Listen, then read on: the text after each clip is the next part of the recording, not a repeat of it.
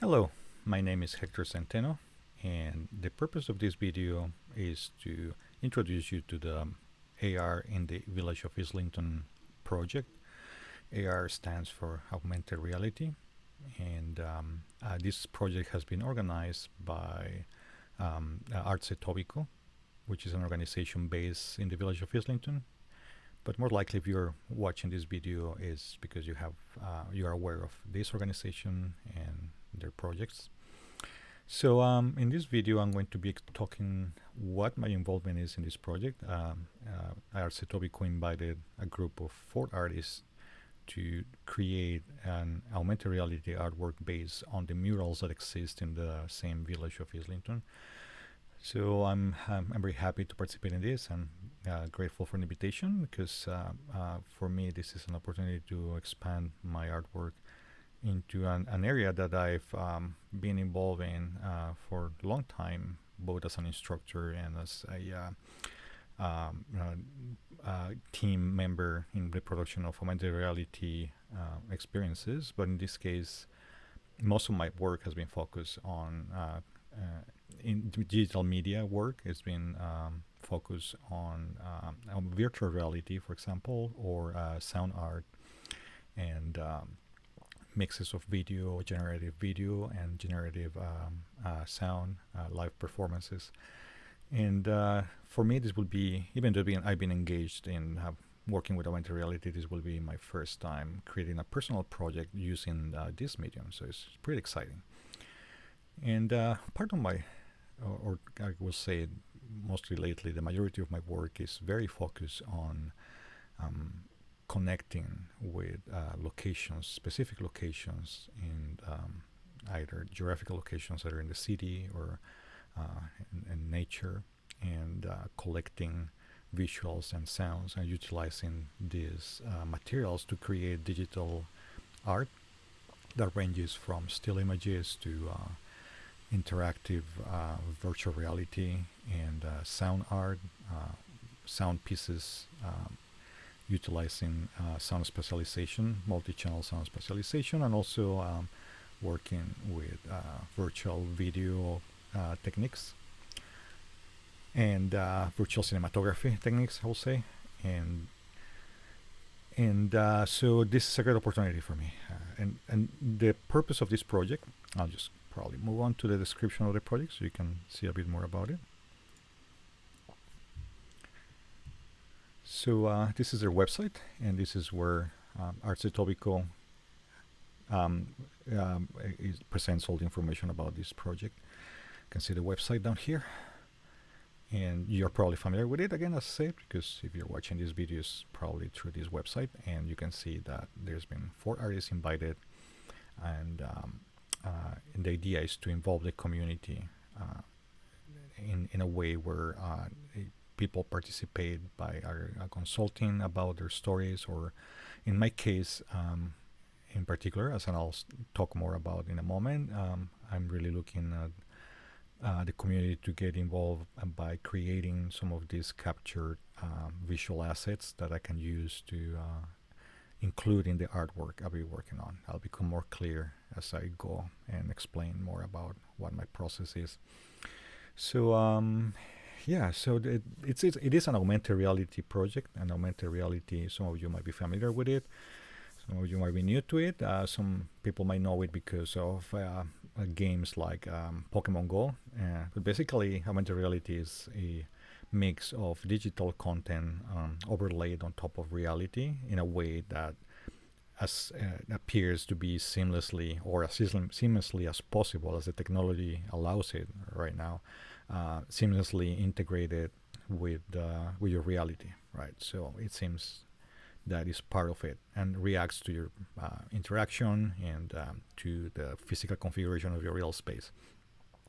And it's a technology that's still kind of in its early stages, and there's a lot of interest in it. And of course, the arts is also the artistic community is also one that has adopted and explored these technologies since some years back. There's been some experimental work, but lately it's kind of attracting more attention and becoming more popular as a medium. So just to maybe show you some examples, these are just kind of mainstream examples of how augmented reality can be used for art making. Just going to show you a couple of projects here. Always feel free to search around for augmented reality art, and you'll find some other projects. So one of them is this one by Jeff Koons and Snapchat. Snapchat has an AI augmented reality platform that not only augments your face with different lenses that you can apply on your face, but also allows you to create augmented reality content that gets placed on your real world, right? Gets placed right on the surface, like you can see here in this case. And I'll just play a little bit of this video so you get an idea of what this project was about. The first time I used the lens, I was able to look at the phone and follow some of the markers, and I could see that the balloon dog is over here. It was pointing in the direction where it would be. We're seeing that we're getting closer, and then bam, wow, there it was, the 3-story high balloon dog. Hundreds of people can be doing this at one time, thousands. And to think that we're going to be able to place these in major cities throughout the world. It can be England, it could be France, it could be on the moon. Creative experience brings us together, brings about better communication.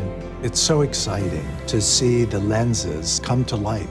I've always loved reflective surfaces. If you move, you see the background shifting on the object, and the main aspect is that it reflects the viewer. Everything is about you and your own potential. I can't wait to see all the creativity that comes from this. And I can't imagine what they're going to do next. All right, so that was Jeff Koons about his project. And as you saw there, and your phone through the GPS is able to locate where you are geographically in a rough way, right? At least approximately. And then the AR system takes from there and displays content on overlaid on your real world that you can see through your device. So your device becomes as this looking through window that shows you this augmented world. Not the ideal platform, but it is what the technology is at right now. Eventually, we'll get maybe glasses that we can wear and experience this in a more integrated way. This is another interesting example of an art exhibition that uses augmented reality. In this case, it's to augment ready-made visual art. Just play a little bit about from it. So in this case, when the device detects the artwork that is being already printed or placed on top of the placed on frames, right, or as objects on tables, then the augmented reality application overlays the content that augments that art piece.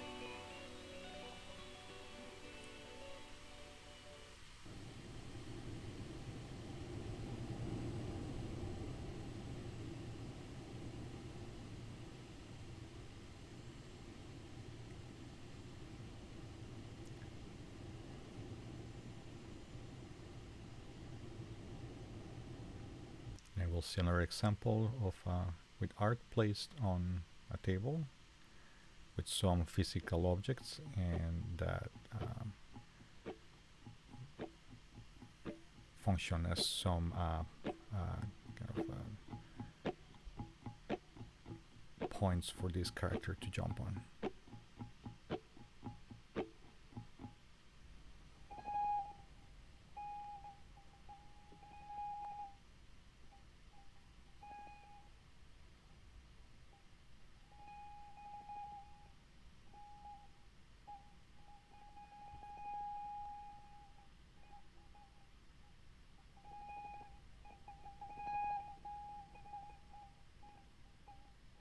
And the experience can have sound also, as you might be able to hear. In this case, it's kind of subtle, but sound can also be a component of the experience, the augmented reality experiences.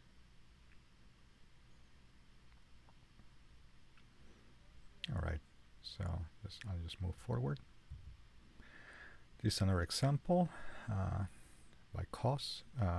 This is a AR application called Acute Art that you can download from your app stores. I believe it's both for iOS and Android.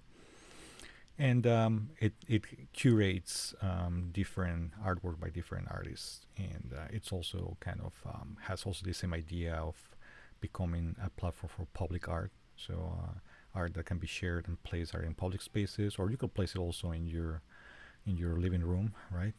So I'll play a little bit of this video. Grand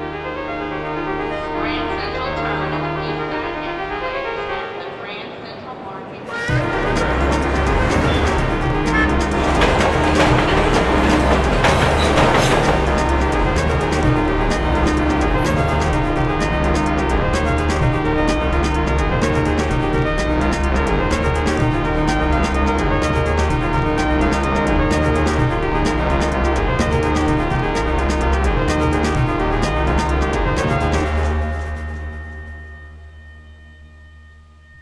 All right, so that's just a brief introduction. There's much more to explore. I invite you to look around and see. If you have a mobile device that is a kind of recent model of a mobile device that is, you don't necessarily need it needs to be one of the higher ends, but at least if like in the past 2-3 years, probably better 2 years, then there's a lot of AR experiences you can find on your app stores. But anyway, so this is the particular mural I'll be working with, and there's, as you might know, there's a lot of these murals in your community, in the Islington community, and in the village of Islington, and this is the one that I chose to work with.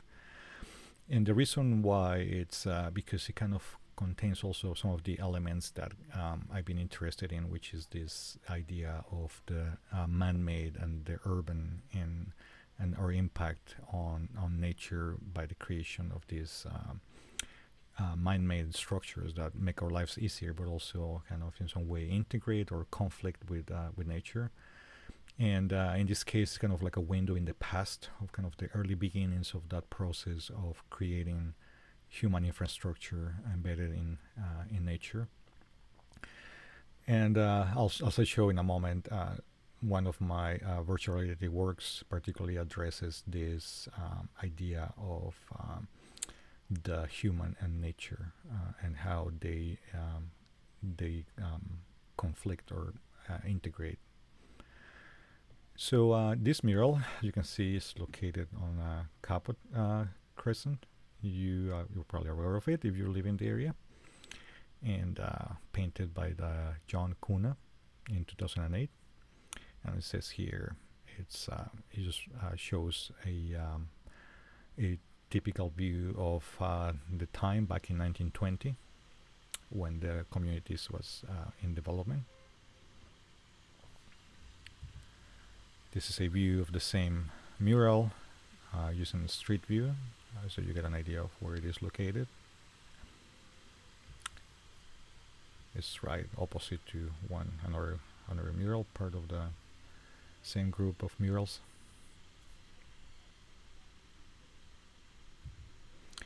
And this graph here is just to talk a little bit about what my approach is to what is the conceptual side of my art making. And it's been always informed a lot by the phenomenology. That means the perception, how we perceive reality, and very influenced by the practice of mindfulness, and in this case referring to meditation, and in particular in my case practicing Zen meditation for many years, and kind of the way that practice helps you connect with your own nature, and perceive the way you integrate with everything that is surrounded around you, which is a very intuitive, kind of hard to explain, put in words, kind of journey of exploration. That's what, in an intuitive way, has always driven my artwork. So I can created this chart with idea of explaining how concepts that I'm taking from other um, academic practices such as geophilosophy and where philosophers study the relationship between humans and space and what we call a place, which is basically the places we inhabit, right? A place can be any could be your own home, could be your neighborhood, could be your whole city, your country, right? There's different sizes of places. There's this conceptualization of physical space, right? That we, as humans, having a body and a mind, right? We are inside this physical space, right? Physical space as basically your volume of space where things exist, right? It is a space where there is it's just pure space, which is kind of conceptual more than real because there's no such thing as completely empty space. Even going out to outer space, there is always something there. Um, and you could argue that if you're an astronaut and you are outside there in space, you are inhabiting that space and you're creating a place, right? So your body interacts with that space and then creates all kinds of associations, ideas, feelings, concepts that convert that space into a place. So the more you are engaged with that space, the more you enrich your experience with a space, you convert that into a meaningful place. So which is what I have represented in this graph right here. So just in case, I'm just going to switch to this presentation here so you can see in more detail what I'm talking about. Just going to switch here. All right. So just in case you're watching on a smaller screen. So as I was saying, yeah, our body influences this transition from pure space into place, and this is what geophilosophers have been talking about in recent times. So your body and your mind can be really have large or can have a lot of engagement with these spaces, right? Or can have a bit of detachment where you are not as engaged or you are not as connected with your places that you live in, right? And this detachment or engagement is what makes these places move more towards being empty spaces or to being very rich places, right? So when you are engaged with your place, right, you engage with it through its history, right? You know about its history, you participate in its history, its architectural configuration, right? You make decisions maybe as a community about what gets built in your place, or you yourself decorate your house, or build your own living spaces, taking in consideration how they integrate with the community, the larger space that the community occupies, right? And also through social activities, right? Just walking in the spaces, connecting with other people in public spaces. And another way you can get engaged with those, and this is the I have a circle here because that's kind of the area where my artwork has been focused on, is through mindfulness practice, right? So it's about perception and phenomenology. Phenomenology being the study or the all of that. It's about how we perceive things. That very fundamental and kind of a low level of engagement with our senses and how we perceive reality, and all of that then generates a series of reactions and concepts. But I'm more interested in that first kind of perceptual content that emerges from your direct perception of reality. And when you perceive things, you see their texture, their shape, their light, how things sound like, right? So it's kind of in some ways a form of meditation through a place, using your perception and engaging in a very open way with a very open mind in perceiving how things look like, how they feel, the textures and the materials that things are made of, and the light and sound, and how that builds your whole perception of a place, right? So with all this engagement, then as the more we get engaged into it, the more we convert our spaces into very rich places, right? In this case, could be the village of Islington, right, where you live. But sometimes we are not that connected, right? Not that engaged with those places, and that's what we call here the detachment part. And it could be just perceptual disconnect, right? We barely pay attention to what we see, to what we are just going through our spaces and our places with a mind that is thinking of something else that is not right there in front of you, right? Which happens a lot to all of us in these modern days. Or you are like more attentive to media, right? Playing through headphones, or so this has to be kind of a perceptual disconnect that builds up every day. So you are not actually engaging with connecting in a phenomenological way, in a perceptual way with your space. There might be also kind of external obstruction, for example, which I call external obstruction, which is there's a term called localization, which is in this case I'm talking particularly about how commercial interests could interfere in how a physical place, or how a place, how a location, how a neighborhood develops, right? And how the architecture, for example, how it is built, right? So there's a point where we have so much influence from people who are not based on their same neighborhood, like coming from outside with commercial interests and imposing their own architectural styles, their own ways of seeing things, and sometimes not very, and not always, but sometimes not very aware of what is good for people, what is good for the community, what kind of enriches your life, as simply just creating some beautiful spaces, right? That makes you feel good when you traverse them. So so this kind of creates kind of a disengaging influence, right? That pushes these places more into being just devoided spaces that have nor a lot of meaning. Obviously, it's completely impossible to bring places to be completely empty, because there will always be some level of engagement, but it's kind of like symbolic way of saying, yeah, they get emptied out, right? They get they are not as rich as they could be. This relationship between our bodies, our minds, and the places we inhabit. And same thing happens at our home, right? How we engage with our home, how we connect with it, and how we keep it, right? How we decorate it, how we clean it, so all that creates also this richness of place.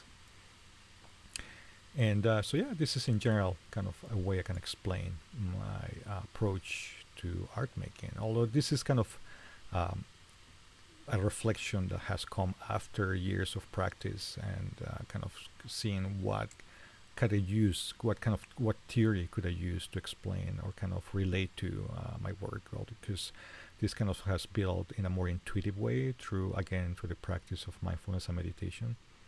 So this is kind of a way of also explaining and expanding my ideas. But just so you get kind of a bit better understanding of how this applies, I'm going to show you a little bit of my art, particularly if this is the first time I connect with you related to this project. Just going to briefly show you some of that. Sorry, just go here. Just going to quickly, so show you a little bit of my work through my website, hcenteno.net. So I'll just switch to it right here. And I have some samples of my work here, particularly ones that have been made public. I tend to accumulate a lot of work that is more kind of intimate, personal work that is not made public. But what I made public is on this website. And just to give you an example of my work in virtual reality, I'll just play a little bit of this video. just fast forward a little bit. Right. So this video shows the how a user will see what the user will see using a virtual reality headset, and this is goggles that get placed on your face, and you basically are looking through them, and you see this space in 3 dimensions, right? If you haven't experienced virtual reality.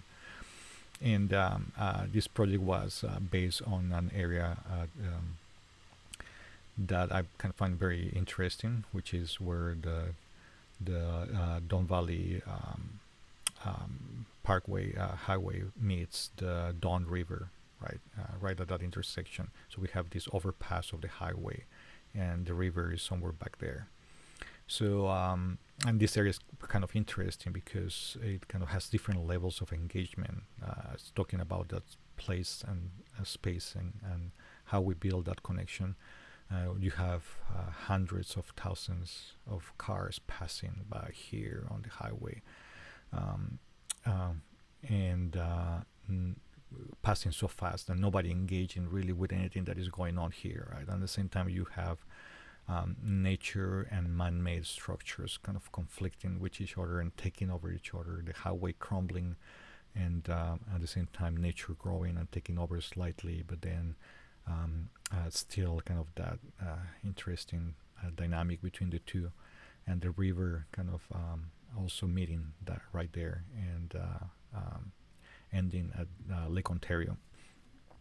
So this is photogrammetry capture. I'll talk more about that in a moment. And what it is you, by using a digital camera, you can capture photos of either a big structure or small objects and process them with your computer and create these 3D models based on that. In this case, they're intentionally blurred out, and I'll show some of that without this blurring, but because that's kind of the style I was after in this for this experience. So so the user appears here, and there is sound that is being captured using spatial audio techniques, so to capture all the spatial qualities, the localization of sounds coming from different places. And if you listen to this with headphones, which I recommend right now, so if you don't have headphones, you could pause and wear headphones, because that also gives you a bit of an idea how the sound was made.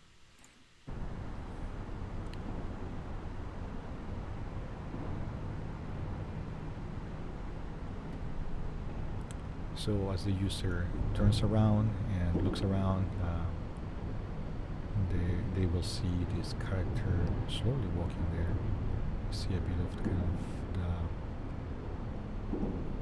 that bit of the highway kind of also disintegrating in some way, in some mysterious way right there. Then through hand tracking, the user is able to see their own hands, and the hands are textured with images taken from the shore of the Don River. So you can see some snails, and branches, and leaves. There is a brainwave reader connected to the head, just placed on the head of the user, and that reads the brainwaves. And when the user is relaxed and concentrated, it moves them to the next stage, which is this one here.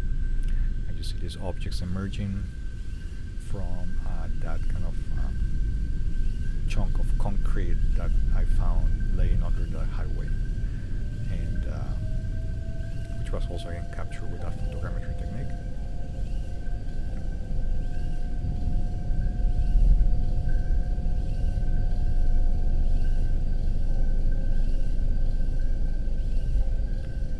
And these cubes emerge, and they contain different sounds, each one, and also video 3D video that is being displayed on them. All those are videos taken in the same location. And eventually, using, again, measuring your brain waves, the system is able to determine your state, your mental state, and kind of activates those objects and allows you to interact with them. So it is an exercise of kind of contemplation and also careful interaction. The shallow depth of field, that kind of blurriness that you see in the background is intentional to kind of invite the user to get close to the surfaces, to see them in detail, and do not get as distracted with and also creates kind of a nice backdrop to this, and induces kind of this sense of intimacy. So you can grab these objects and slowly manipulate them and kind of be a bit playful with them.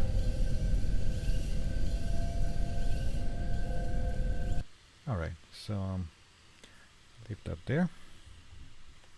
So that was one of my virtual reality projects. The other projects I've been working on, there's a bunch of sound art pieces here that I invite you to listen to. I won't play it just for the sake of brevity, but I've been also working with creating visual scenes like this, just still images with computer graphics that simulate physical processes. I'm also creating by capturing textures from reality and then bringing them into composing a kind of a surreal scene where something is happening there that is hard to explain, but it induces certain feelings and senses of kind of something kind of some way not magical, but it's kind of surreal happening. Kind of hard to put into words, but because the way I work is pretty intuitive, just based on the materials themselves, right? I take those pictures, I take those materials, and then I work with them in constant connection with them, and those materials are what determine what I should do with them, right? By being connected. So these are some examples of these artworks.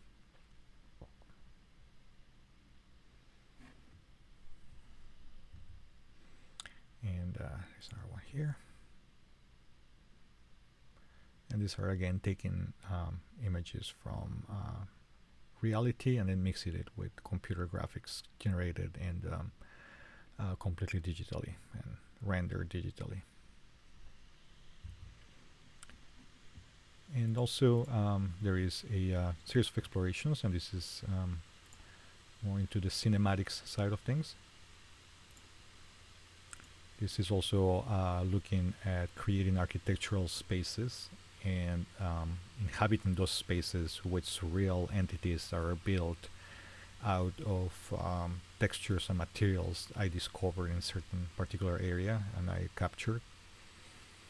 And the linear idea of the narrative idea of there was a time-based narrative of these experiences are about slowly taking you into discovering these different objects and discovering this surreal space. So this is some experiments I've been doing on virtual cinematics. And you can see this is all these photo captured materials that have been mixed and used to create these objects. Just going for the sake of brevity, I'm going to fast forward a little bit. This is, for example, it's a rock that I captured.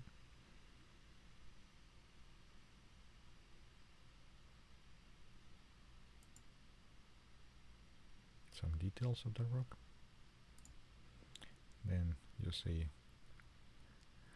cube of some very shiny material, and in this case I like that of intimate exploration of a surface of a material and then discovering all the reflections and kind of imperfections and details of those textures. And it's kind of, I'm trying to find this language that utilizes space and material and texture to just convey an aesthetic discourse, right? And this work eventually will have sound. There will be sound also playing in these inside these spaces, and the sound will also reflect the configuration of the space by kind of using the same using the reflections that sound will have if it was played inside this virtual space, right? So I'm working on simulating also that kind of acoustic experience too. You see nice reflections on the shiny spots of this material mixed with these organic looking shapes and man-made patterns mixed with rock materials.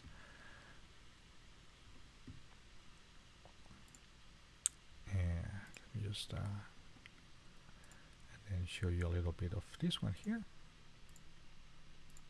This is another part of the same experience, and this is again is intended to be a virtual cinematic, so it's a video, could be treated as a video installation piece that is still work in progress right now. And then there is a section here where I'm exploring this use of handheld style camera movements. And slowly exploring this surreal object that is just floating there in the middle of the room.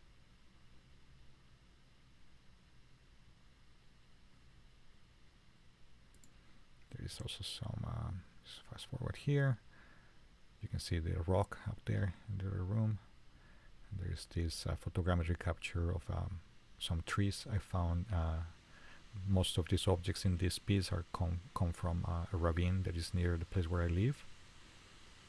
So I really enjoy just going out and scouting places and just being very mindful, and it's kind of a meditation process for me to take a walk and explore and see and listen and perceive the spaces and walk very mindfully, appreciating all their beauty in texture and color and light and sound. And when I find something that attracts my attention, I will capture it, either record the sounds or do photogrammetry captures or texture captures.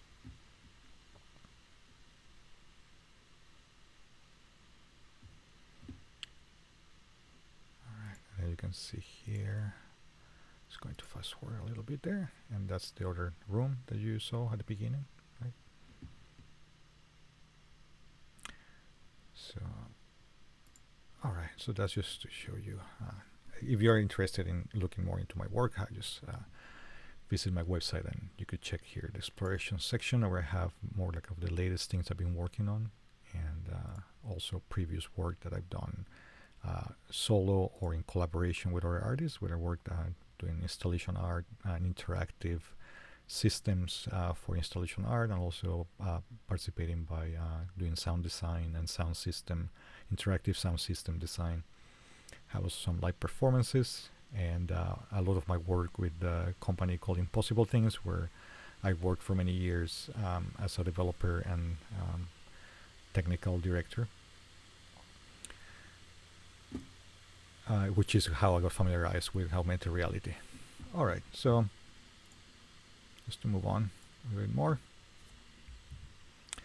So how do I want, what kind of participation I'm expecting from you, right? So the idea is that, and this is for me, it's also an experimental idea, because all this work is, as you can tell, a kind of solitary work, because it's always based on my very intimate experience of these spaces or these places. So it's been always about how I very intuitively perceive those spaces and bring that experience to the art making process.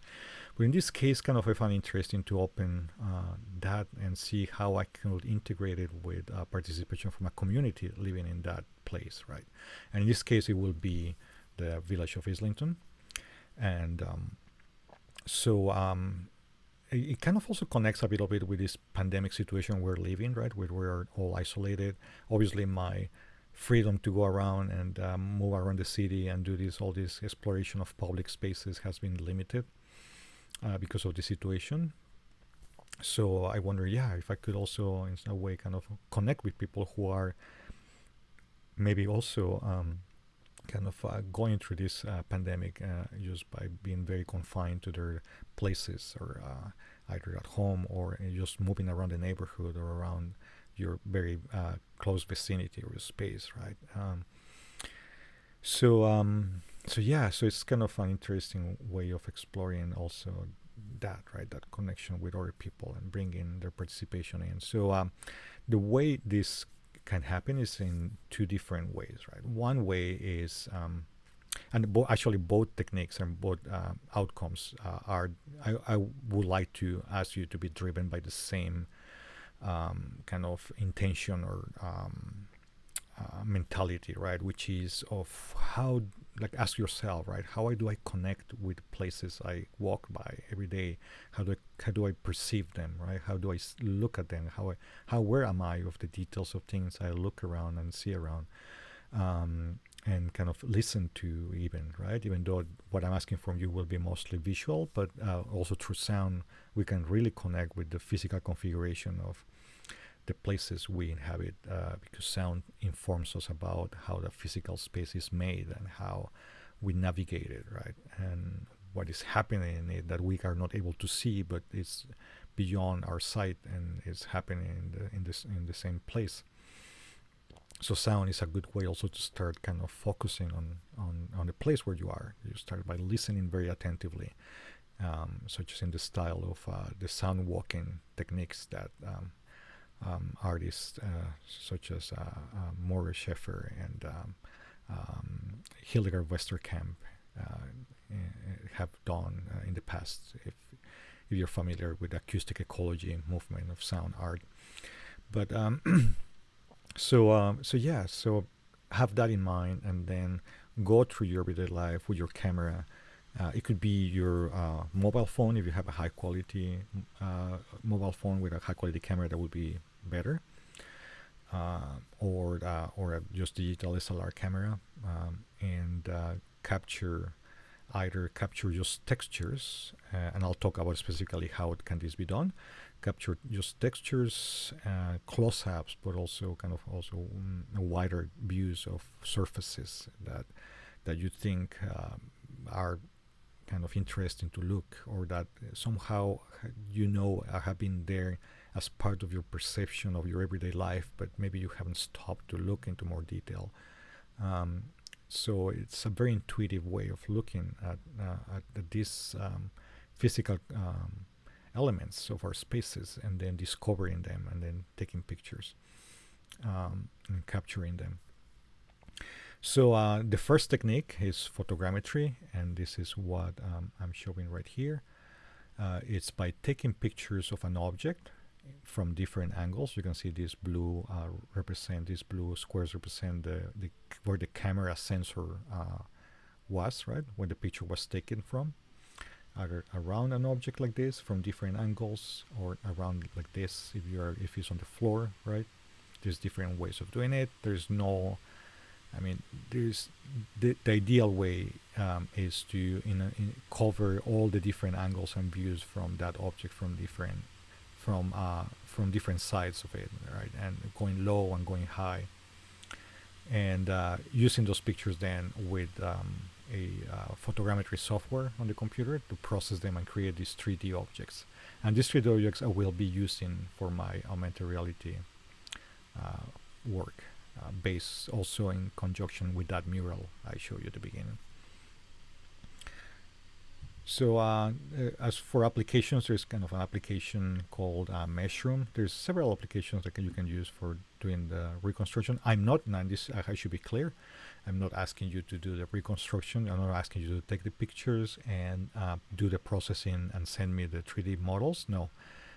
Basically, the only thing I'm asking you is to take pictures and send the pictures to me, so I could use them to create this, which I'll create myself, because it is a very intensive process. Takes a long time. You need a more or less powerful computer, but if you have that and you feel like you want to explore this for your own purposes, this is a free application I recommend. It does require you to have a good graphics card in your computer, right? In particular, an NVIDIA branded GPU. And but the advantage of this application is that it's free, and because some of them can be very pricey. But I used to show you some examples. Let me just switch here to my. So this is a particular, for example, scan I performed some time ago. I'll just close this here. This is of a tree trunk I found there. Some stump that somebody cut a tree a long time ago, and the tree has been like accumulating leaves and wear and tear, and there is this kind of fungus formation here growing on top of it. So this was taken near in my neighborhood, and you can see you can get quite a bit of detail in it. So for the augmented reality work I'm doing, actually, you might not be able to get as much detail as this, but my idea is to also incorporate this kind of textures and objects. And they can be also not only presented like this, but they can also be kind of mashed together digitally with other objects and creating kind of sculptural objects that are derived from these geometries, right? And you can see I can just go around it and I can show you the different sides of this geometry.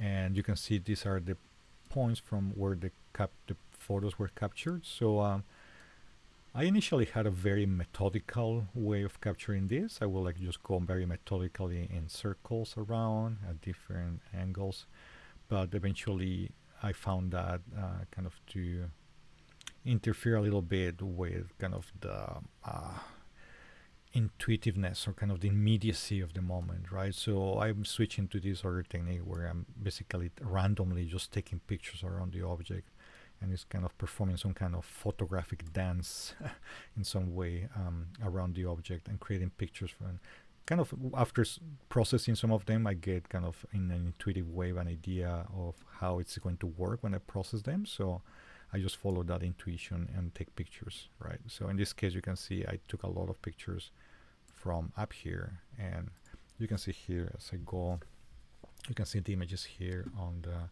right side. These are the actual pictures. You can actually see the camera there being highlighted. That's the camera, that's where I took that picture from. So I just went around the object and sometimes just circling around, sometimes just suddenly jumping to the other side, but kind of keeping track of what parts I have already photographed, which ones I haven't. And what is particularly good for photogrammetry captures is that the elements or the features of the object appear in more than one picture, right? So you can see here, for example, in these pictures, there is that element is here, that element is here again, and then that element is here again. So it appears in more than one picture, right? And that kind of also gives more information to the system to process. As you can see here, for example, in this case, you can take them from a fixed distance, but also sometimes I was very interested to get this feature well captured. So as you can see here, I got closer and took more pictures from that location. And let's see if I can jump to that here. There it is. There is over here. Yeah, so started taking pictures. Let me just move more. Actually, you can see how I'm getting closer and closer, and then finally get pretty close to that feature. And because I really wanted to get all those details from this fungal kind of growth this tree has. And you can see it here. This side didn't get very well captured because this was against a fence, and I couldn't get to that side of the fence. But if you look at it from this perspective here, you can see all the details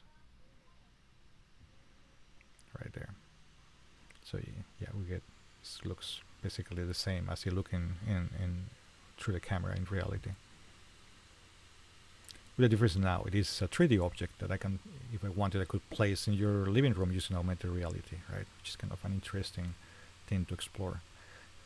Bringing objects and things from other people's places into your own space and your own place and combining it and mixing them, right?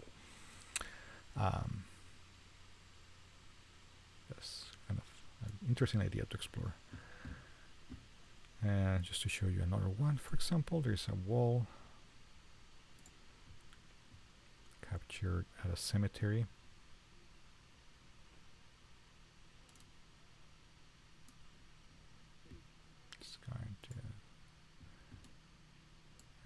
In this case, this is the point cloud representation of that, but in a moment we'll see when they finish loading, we'll see the whole geometry.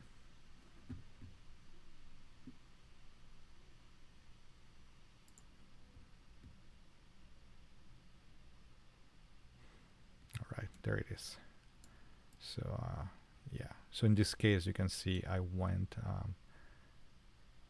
because of this, the way, the shape of this of this object, I just went around taking pictures from different angles, just kind of going from high and then kind of medium and then low, and just walk around and then going in those, and also because I wanted to capture the bottom part of the object here. I also went a bit lower there and took some pictures. And then in this case there was this tree feature here, and I kind of lingered a little more around that, and also went closer and took more of the surface to get that kind of detail in surface detail capture. And actually this photogrammetry technique, it's something that you've probably seen quite a lot now in films. It's a very popular technique now for creating landscapes and in sci-fi movies, or in even in non-sci-fi movies, but in all kinds of movies where instead of shooting at a location, these places get created digitally, and photogrammetry is a way of kind of creating these objects. It's kind of quite beautiful, this tree right here. So that's how it looks like, and that's one of the things I could. It would be nice for that kind of for you to contribute with, if you can, if something you want to tackle, right? And if you're interested in which is by doing these kind of captures of objects and things you find in your neighborhood and in the places you go through, and I prefer mostly in general if it is outdoor rather than indoor. But I'm open also to capture, if you capture things in your own house or in your own your own dwelling spaces, your backyard, or even inside your house, if there's some feature in your house that you would like to capture. So I just remove that. And this are some guidelines of how to do this picture taking, right? You can use a digital SLR camera or high-end smartphone. Then, if possible, use manual exposure settings and wide depth of field with a fixed aperture. And this is to avoid shallow depth of field, because we want everything to be in focus, right? So that's the important thing. Nothing has to be blurry or out of focus. Some smartphones have manual photo modes where you can control more these kind of things, right? So some phone might have even dual aperture, and you can choose the one that is that has a shallower depth of field, which would be like an aperture that is more closed than open, right? So and then avoid hard shadows. So it's better to shoot during overcast days, and the winter probably is a good time to do this, because obviously before everything gets covered by snow. But because the light is kind of more homogeneous, like if you saw on that wall I captured from the cemetery, it had a lot of hard shadows due to the because it was taken right under the sun, right? So there's these hard shadows here. So those are kind of hard to remove. There's techniques for removing that, but it just makes it a bit harder. Whereas something like the tree stump I showed you it was shot under a shady area, right? So it gives you more of a homogeneous lighting all across the object, but not too dark, right? If it is very dark, then you don't see the details. So avoid blurry or out of focus images, and cover the object from as many angles as possible with features visible in more than one picture. Avoid objects with high reflective surfaces, right? So no polished metal or plastics, glass or mirrors, right? So, which is why natural objects like rocks and plants and things like that will photograph better. But also, I'm looking for both man-made and natural, particularly if there's a combination of both, right? If how they intersect and how they connect. That's kind of interesting also to explore.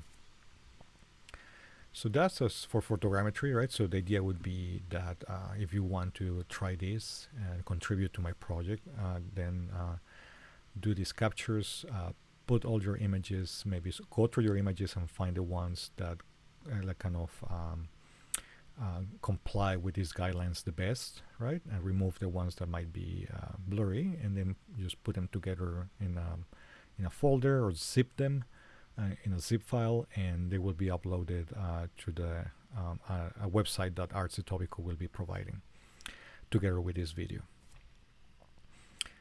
There is some guidelines there for picture taking.